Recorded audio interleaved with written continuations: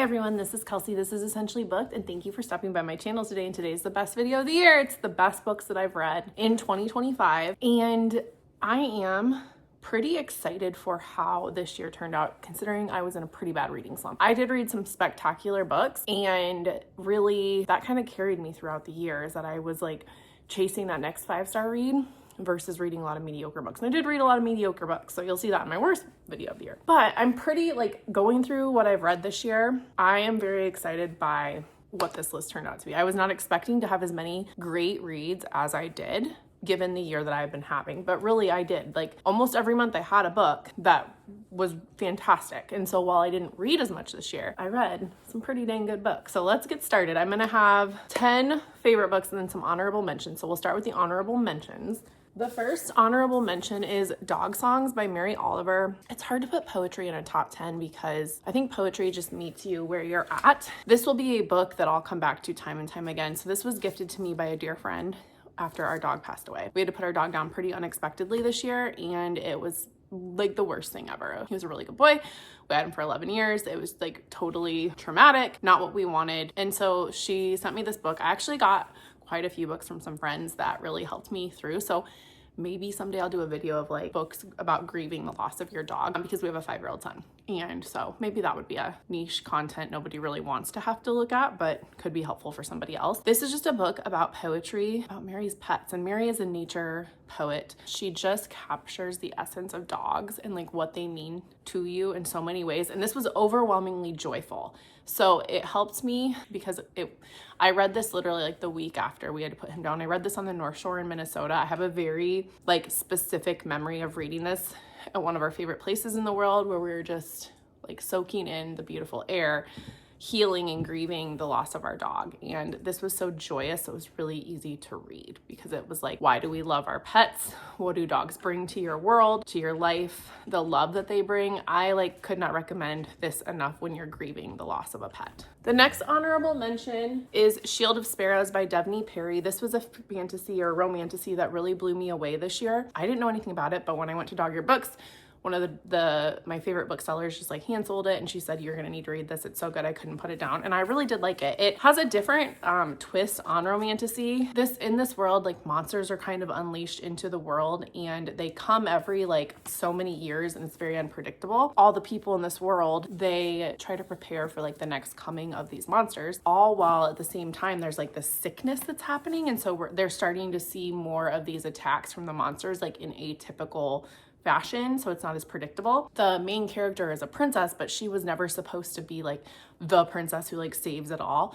But through like, you know, machinations that happen in fantasy, she becomes that person, and it's like against her will, but she has to go to this kingdom and help fix the problem and marry into the kingdom, you know, and just all that entails. So she's like begrudgingly doing this, and there's a sickness that's taking over that's just creative and different from what other fantasy is doing. This is book 1. I will keep reading the series. It was really, really fun. And then my other honorable mentions is To Cage a Wild Bird. This actually doesn't come out until this year. I think it might have been indie published first, and now it's coming traditionally, but this is a Divergent and Hunger Games dystopian book for adults. So Endlock is a prison that in this community, if you go to prison, you go to this one prison, and there's like a corporate company that owns it, and they allow the rich people in the community to kill the prisoners and like hunt them. So you get this like Hunger Games type arena where people can like watch and pay to hunt the participants that are in this prison, all while the main character is trying to escape the prison and like bring down this empire that is unjust. It was really fun. I read it in like a day and a half, could not put it down. So add that to your TBR for next year, because it was really, really worth my time. And then a romance novel that's my last honorable mention, I think, is Left of Forever by Tara DeWitt. This is a second chance divorced couple romance who they have their son, Sam, very young. Things happen in their marriage that they fall apart. This is the second book in like the Spoons Oregon series. But Ren and Ellis fell in love as kids, had their son, and they grew apart. They end up getting divorced. Well, their son's going off to college, so they agree they're going to go on this road trip together because there's still like something pulling them together, and they want to either figure it out or put the relationship to bed, be done. And so that's what follows. It's super steamy. It's so good, like second chance. One of the best I've read. Funny. I actually had the opportunity to listen to this author at Dog-Eared Books for an event, and it was wonderful. I will read anything by her because she's such a gem of a human being. So now we'll get into the top 10. Coming in at number 10 is Onyx Storm. Third book in a series, very much a world building book, but I loved it. I love world building in fantasy, and it was so necessary to move Violet and Xaden's story forward. This just did it for me. And then the end, as Rebecca Yarros is wont to do, it becomes chaos. It's amazing. It was so much fun. I'm not going to talk about this because most people have read it. And if you haven't read it, you're not into the series. So I'm not really going to go into much detail. But for what this was, it was the perfect component to the story. I loved it.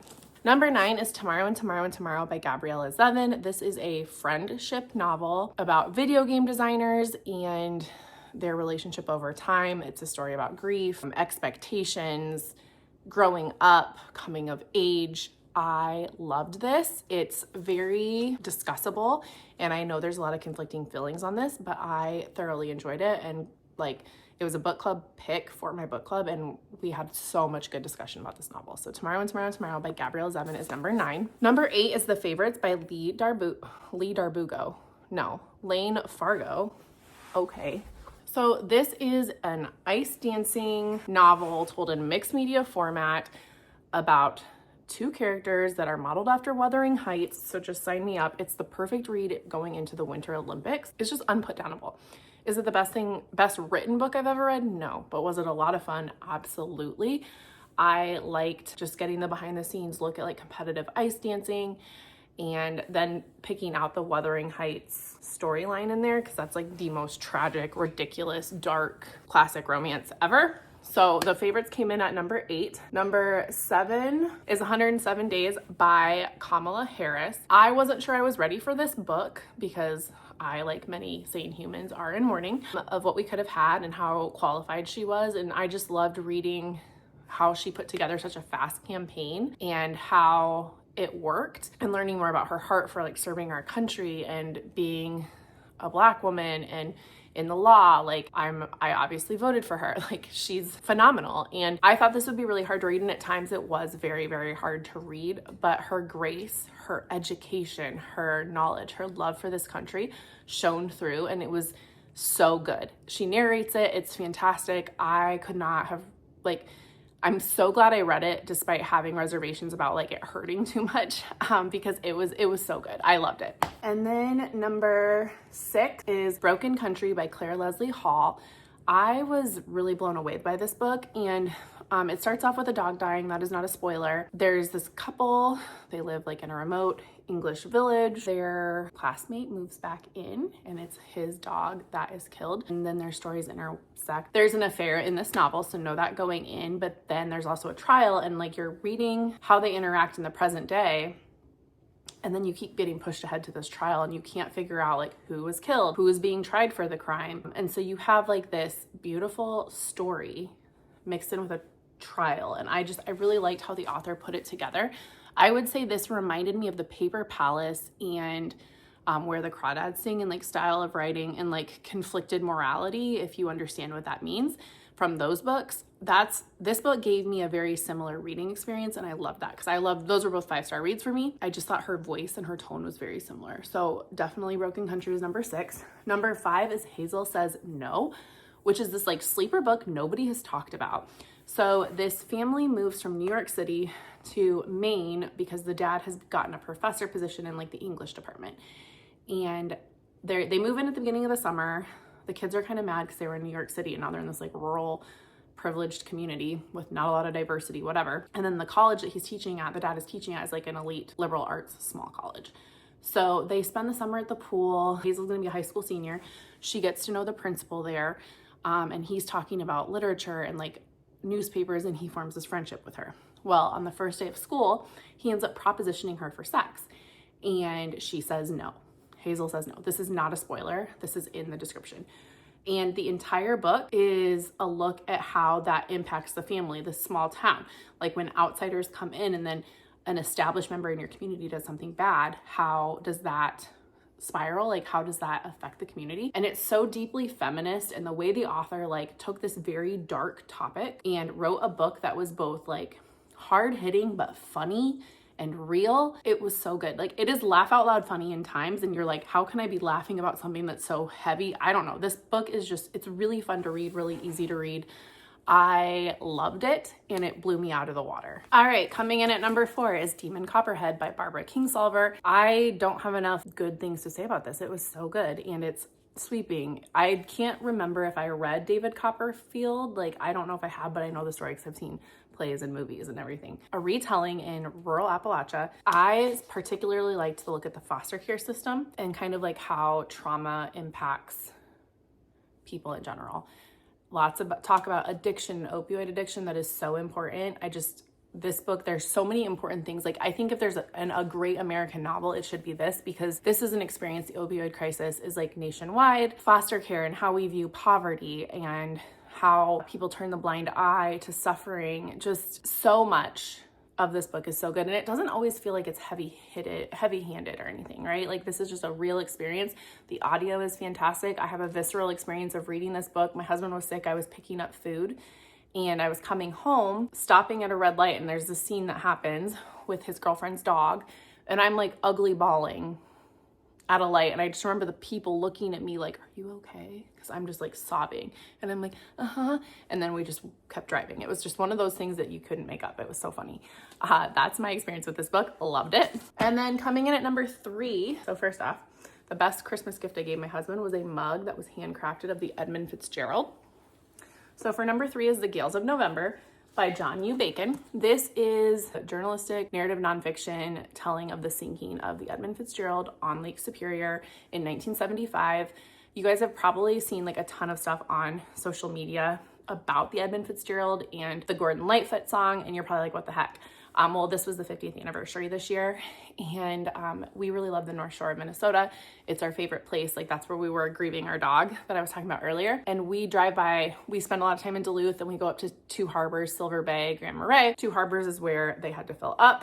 Silver Bay is a big town too there. There's a big plant. So for iron ore, that's where they like loaded up and then went on their merry way before the storm happened.